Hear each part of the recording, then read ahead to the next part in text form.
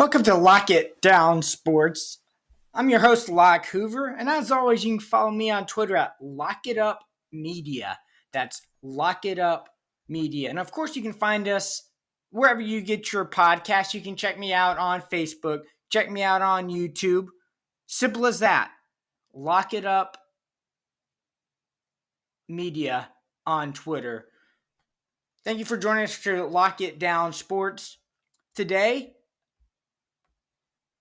right here on Stream Studio. Look forward to diving into the world of sports. We've got some SEC recap, of course, our Big 10, a Big 12 TV deal, Auburn coaching search, whole lot more. But first, let me tell you about my friends at Stream Studio. It's a multi-camera live streaming platform that allows you to go live in less than 1 minute. It's a video podcast, live webinar, streaming platform that allows you to stream to multiple platforms at the same time. So give it a look, and check it out.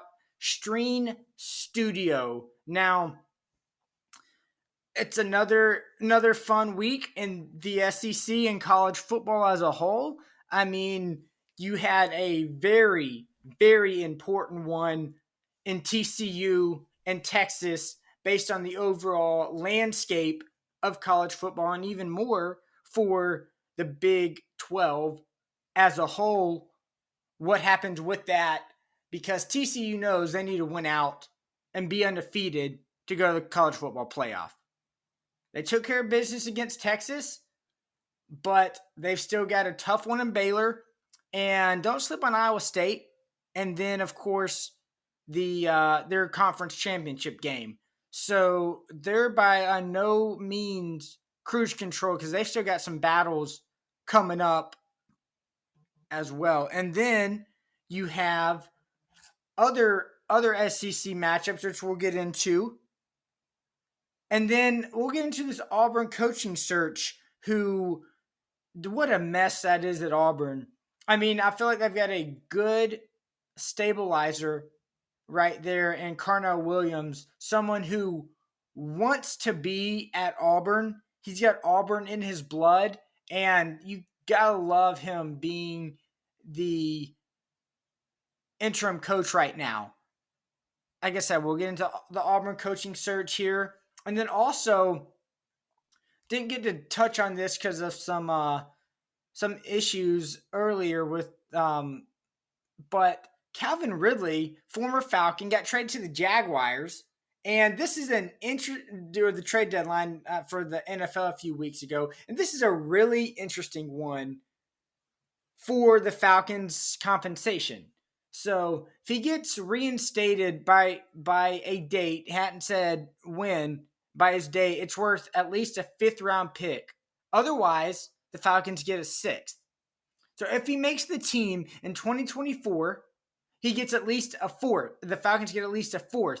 If he hits playing time milestones, it's a 3rd. And if he gets a long-term deal done, it's a 2nd.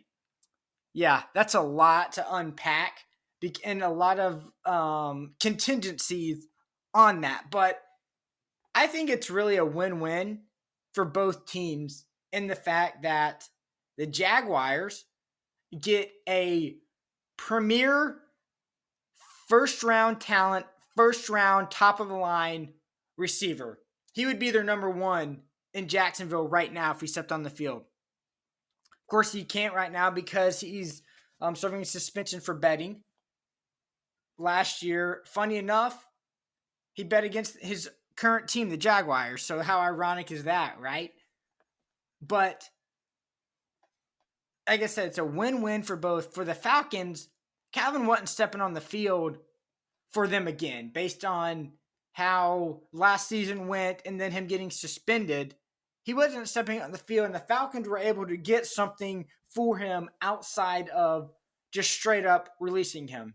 So if it turned out to be a 6th, okay, that's fine. But it's got all these caveats where it can build and grow into something more for the Falcons, which is great. It gives them something instead of nothing. And then on the baseball front, the Bravos, they've had some little minor deals as they signed Nick Anderson who has had some injury history, but has had some good years as well. So it's a low risk, high reward sort of thing for the Braves to add depth to that bullpen. He's on a split contract where he gets $875,000 if he's on the big league roster, and I want to say 150,000 if he's on the minors. So a split contract, how that works out. And then also Braves brought back Jesse Chavez, which is not a surprise.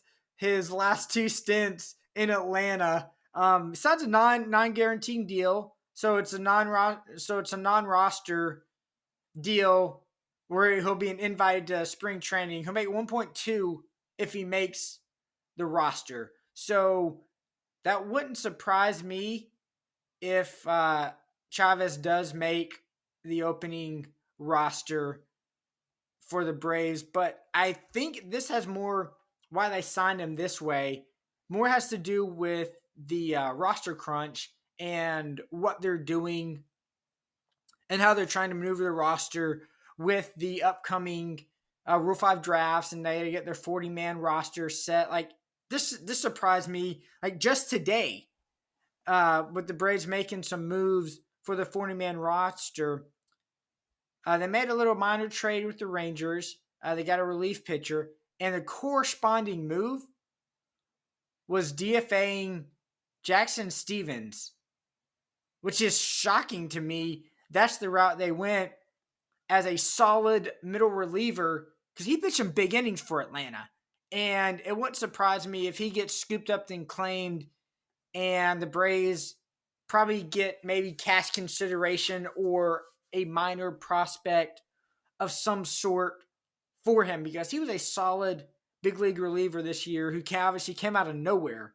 So something to watch. It'll be a little free agent frenzy early on, I believe, as Rizzo just signed back to the Yankees. So there's that as well. I mean, it'll be fun to watch with these roster crunches and seeing who goes where and early in the early going before the hot stove of free agency of the big shortstop sweepstakes where that happens, where each of those big ones as lands, whether that when create Carlos Correa, boy, that was hard. Andrew Swanson, Xander Bogaerts, and Trey Turner. Like I said, the big four of where they sign and what they get is going to be the other interesting, fascinating thing for them. Now, let's get into some college football. As I've been, able to see the Tennessee Missouri game, and I want to touch on that before I really dig back into 2 weeks ago, the Georgia Tennessee game. But let's first address this Missouri Tennessee game, where Tennessee did what they did, and they had to. They responded after what happened in Athens. They absolutely responded, and Hooker took a little while to get in the groove, but he was back in the groove, and that was the supposed 13th ranked defense in Missouri. 13th ranked defense, and Tennessee put up 66. 66! No hangover, no letdown, no let's battle. We got to battle this one out back and forth. It was a little bit closer maybe than Comfort's in the early going, but they were able to spread it out, stretch it out, and just continue to score points and drop a big one on Missouri. And that's what they had to do because they have to win with style points. They have to increase the margin to impress the playoff committee. That's big, and that's gonna matter. It's Tennessee's this fun, offensive, sexy team, and that needs to play in the eyes of the committee. And we'll get into college football playoff talk and rankings a little bit later in the show. But like I said, I want to dive back into this UGA Tennessee game as like I said, had little issues um, speaking with you here recently. As I mean, if there's any questions, concerns about who the number one team is and was, I mean, it was Georgia, obviously, and they came out and they were dominant from the from the start, really, and out, from the start, from a defensive standpoint, offense got off and it was a little bit shaky. That turnover in the opening drive from Georgia, I'm thinking, okay, how does Tennessee respond? Because in my head, I'm thinking this could be an Alabama type back and forth shootout. And hey, let's see what happens. Obviously, it didn't turn out that way, but does UT score the opening drive? Obviously, they did. They hit that field goal, and it's like, okay, this is big. Tennessee could end up stealing a possession from Georgia, and obviously that's a win. But on Georgia's end, they could be looking at, know what?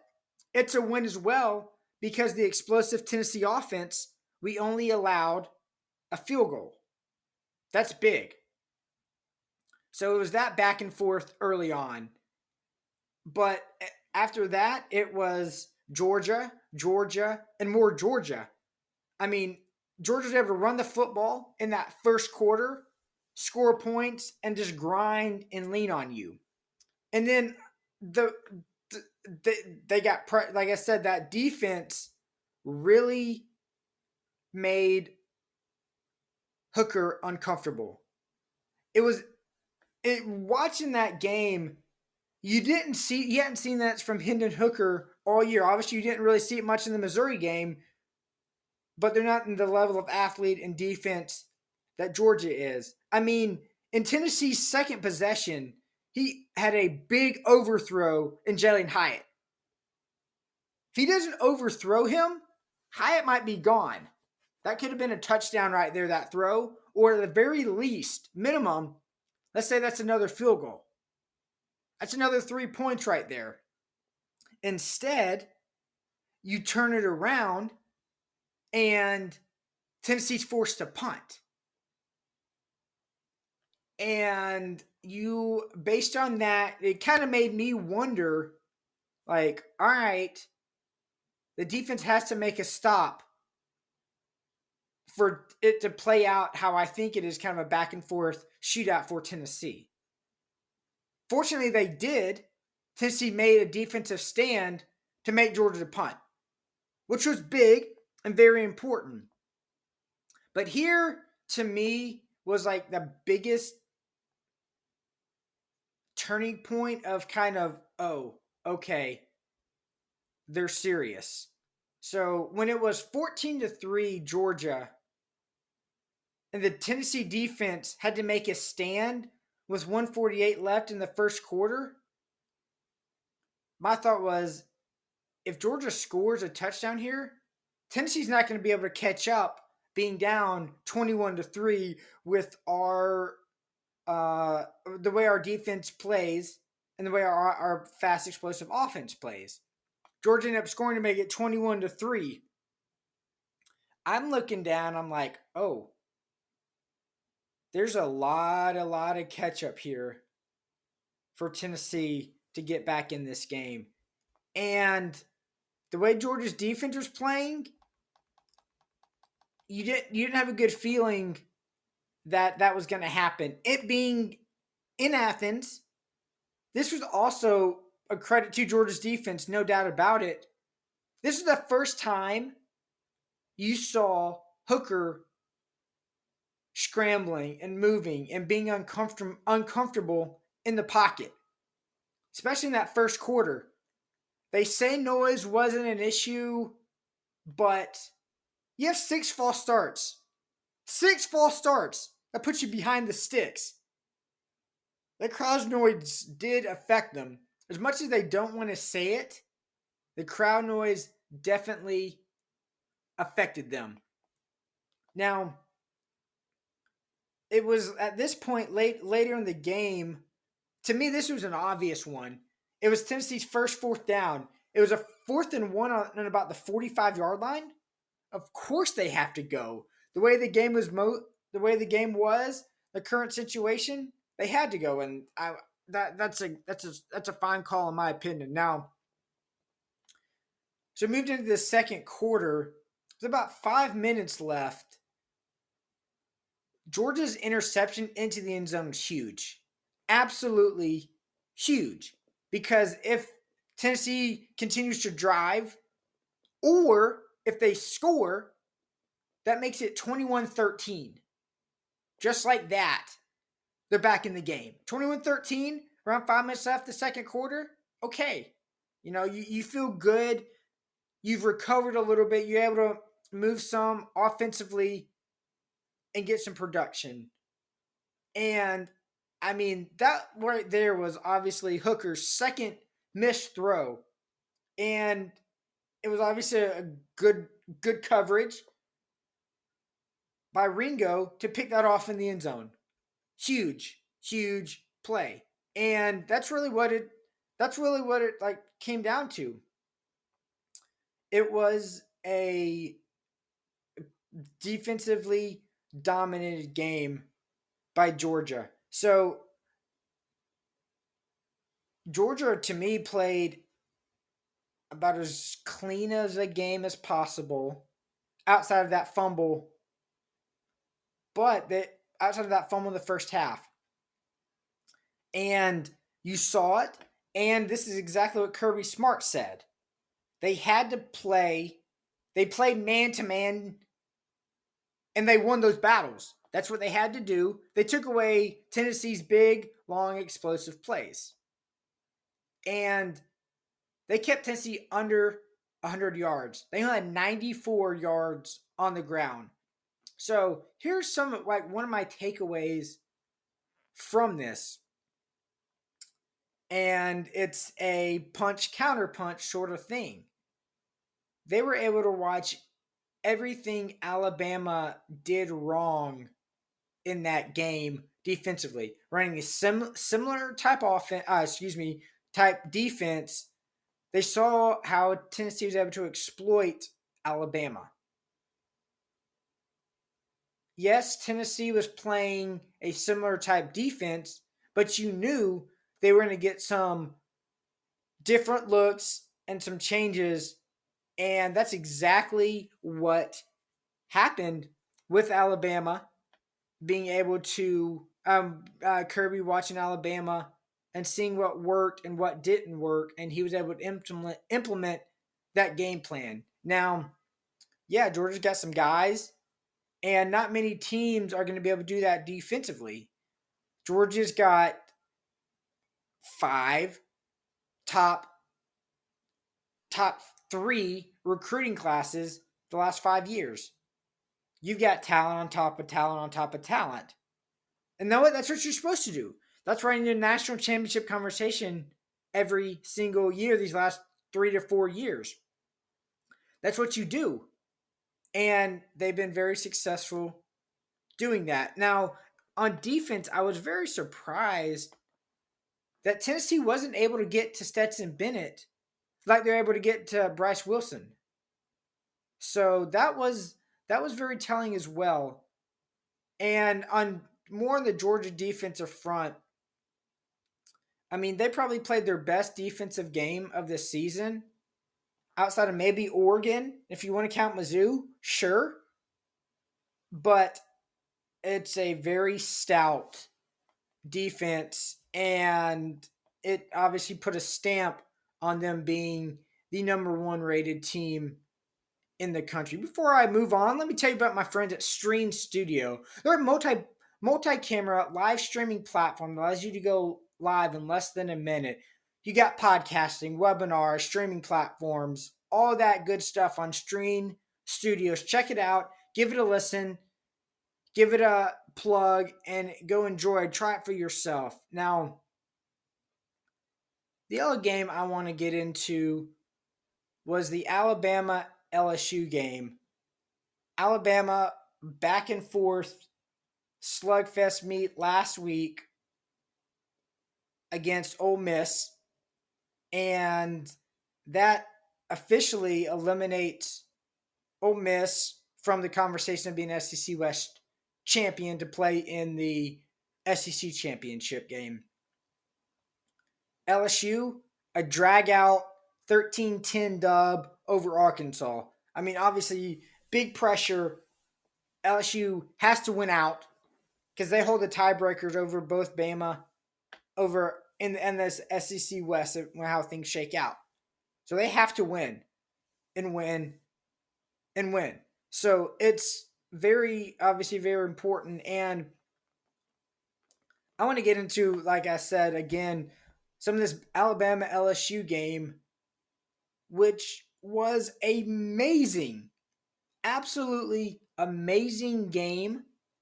What transpired and what took place, and just the cojones, shall I say, of Kelly to go for it in overtime, to go for the win. That's very telling to me of two things, really. One, I think he has trust. He had trust in his players on that role, that momentum that he had to go for it. 4-2 to win the football game when he didn't have to yet. I'm usually always a proponent of, you know what, let's extend this game as long as possible, stretch it out. But once you get to the second overtime now in college football, it's a go for two play. You don't start at the 25. So maybe he had a feeling of his defense was gassed, and I'm going to win it. I'm going to go win it right now. And that's exactly what he did. And it obviously was a huge, huge win. And of course, crippled Alabama to not even be considered for the playoffs. They are absolutely eliminated from the college football playoffs now.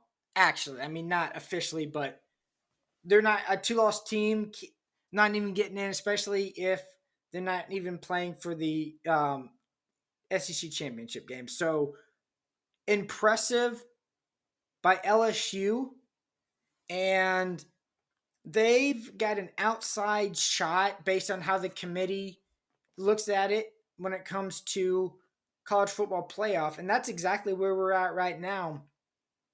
Where I think it's probably a no-brainer. The top four: Georgia, Ohio State, Michigan, TCU is probably your top four. You've got Georgia. I mean, you got Tennessee sitting at number 5 right now. It has to be Tennessee has to get in if they run the table and they have a one-loss team sitting in that number 3 or that number 4 seed based on a few things. I mean, Tennessee has the best wins of all the one-loss teams. Yes, that Alabama win might have taken a hit because they lost to LSU, but don't forget, they drummed LSU as well. Tennessee drummed LSU down in Baton Rouge, and people want to moan, groan, and complain that, oh, it was a noon game. It wasn't hostile at night. Well, Tennessee had to show up at noon. Excuse me, that's an 11 a.m. kick down there. How was Tennessee able to show up and be ready to go at 11 a.m., but LSU's and their fans weren't? That's not a Tennessee problem. That's an LSU problem. They went in there, they kicked butt and took care of the business. Another thing with the one-loss teams, just an interesting little note here I saw on Twitter. Tennessee's combined record of opponents is leading the country. Tennessee's combined record of opponents is 50-31. LSU is next at 50-31. Then you have Georgia at 48-33. You have TCU, who's probably going to be in the 4 slot at 41-40. Oh, and then Ohio State, 40-41. Southern Cal, who's got one loss, 40-41. And then Michigan, undefeated right now. Obviously, they've got a matchup boiling in 2 weeks against Ohio State, but their combined opponent's record is 38-41. Outside of that, Tennessee has the third hardest schedule in the country. Third. They've come out of this with one loss so far. It's a thing, and they're gonna I think they're gonna slide in to that number 4 spot once someone loses. And Tennessee runs the table, wins out, beating South Carolina on Saturday, and then Vandy in 2 weeks. It's a pretty hard thing to keep them out because Ohio State and Michigan are both going to have a loss. One of those teams is going to have a loss because they're facing each other. Yet TCU, who I'm not a believer in, they've still got 2 games and a conference championship game. I don't think they're the strongest team. So it's really going to come down to what the committee's going to do with Ohio. I mean, say TCU runs the table, you'd have Ohio State or Michigan as your 2. Say TCU might move up as the 3. And then one of those 3 schools with Tennessee, Michigan, or Ohio State with 1 loss. And then it comes down to the committee's factors. And some of it, to me, has to do with brands. Who's the biggest brand? Who makes the best TV show and program for these 4 schools? In the past, Tennessee has, but that was 15 years ago. Is it still relevant? I mean, Tennessee hasn't been in a contending conversation even remotely in a long time. Ohio State, been to multiple playoffs, won a natty recently. Michigan is always one of the most overhyped, loved teams around, and they're Big Blue, they're Michigan, their fans are going to travel. I think the country knows, SEC fans at least, and the national committee should know that UT travels. So I haven't seen have the playoff rankings shake out. Obviously, that's going down tonight. So we'll have to see what happens with them. And then I think another big thing that clears the deck as well is Ole Miss losing to Bama. So now they're out of it with 2 losses. And Oregon losing to Washington.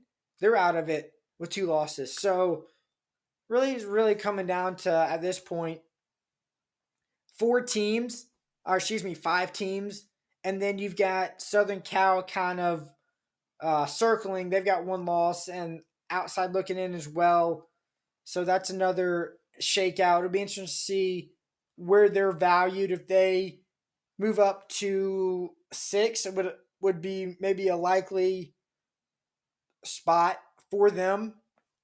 So that's a wait and see, obviously, as this transpires. Of course, 2 more games and conference championship games, as they say.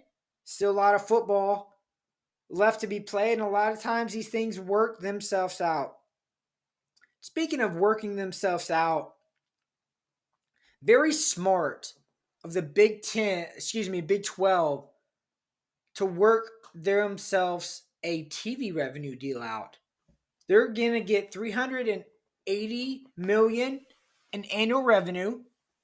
Interesting enough, that's $160 more than a deal with Texas and Oklahoma, since obviously they're leaving to go to the SEC.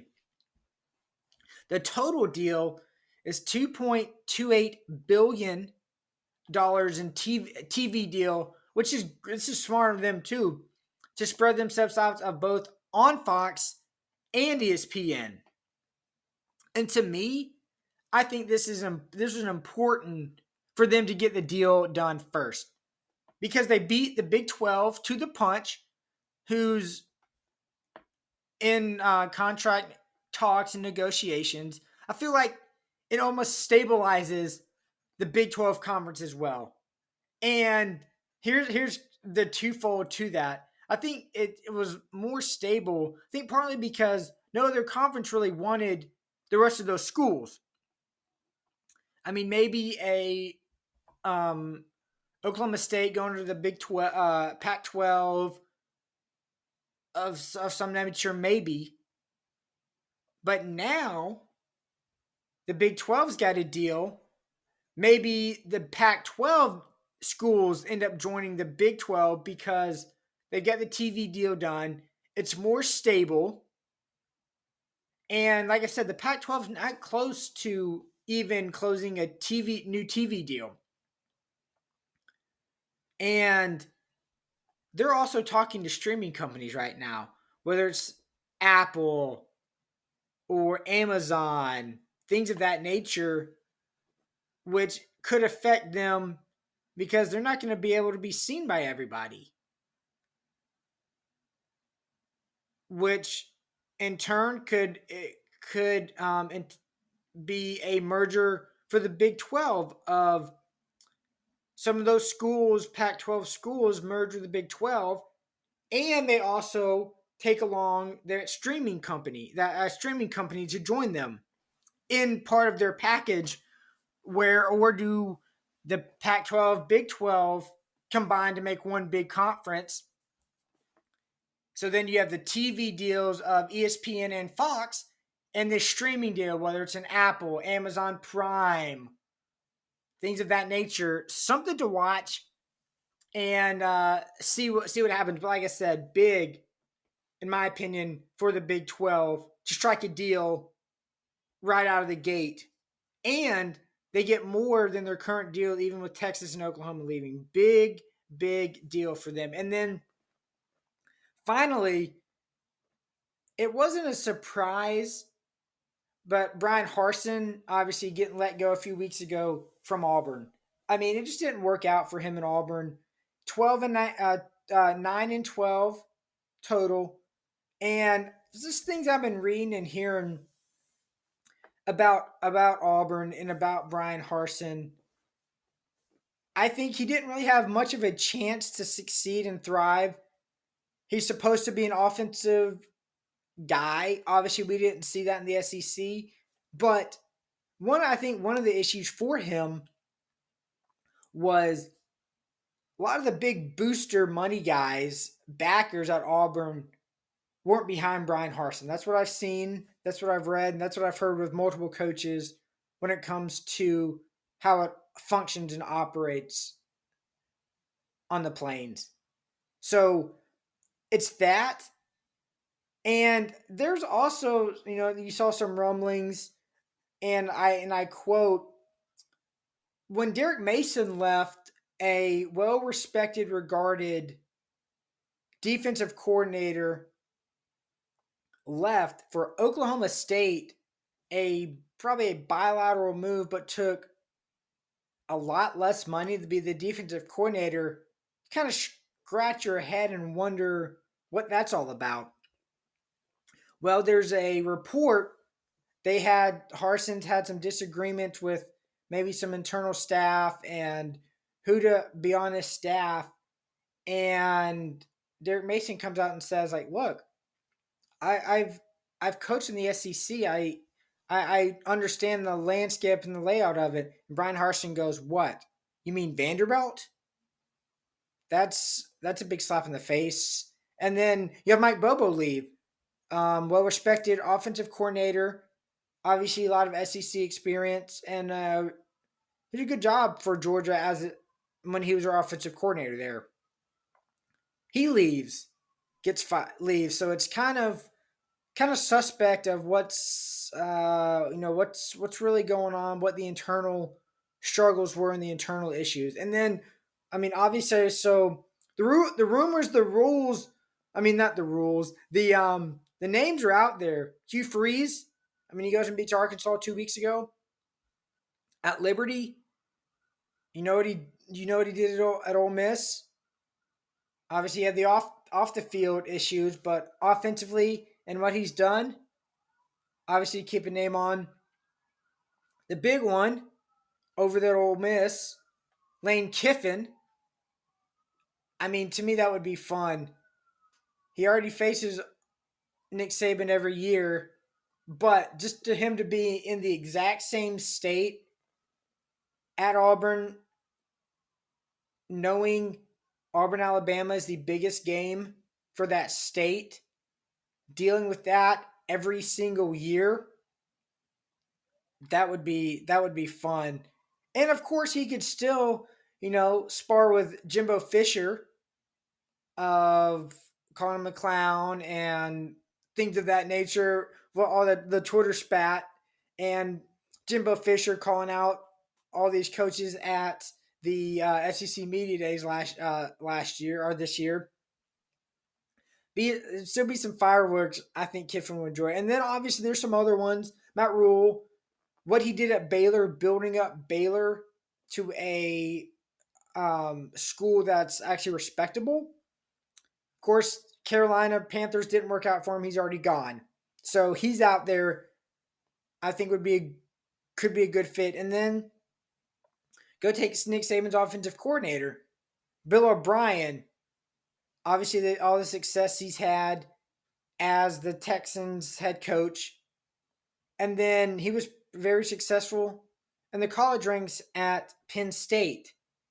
So those are some names to look out to watch for when it comes to Auburn. It's going to be fun to see who lands there and what they do. Of course, the Deion Sanders name's been trickled out there as well. So it's something to watch, something to follow, and to see if the boosters at Auburn actually get behind their next upcoming coach, because you can win at Auburn.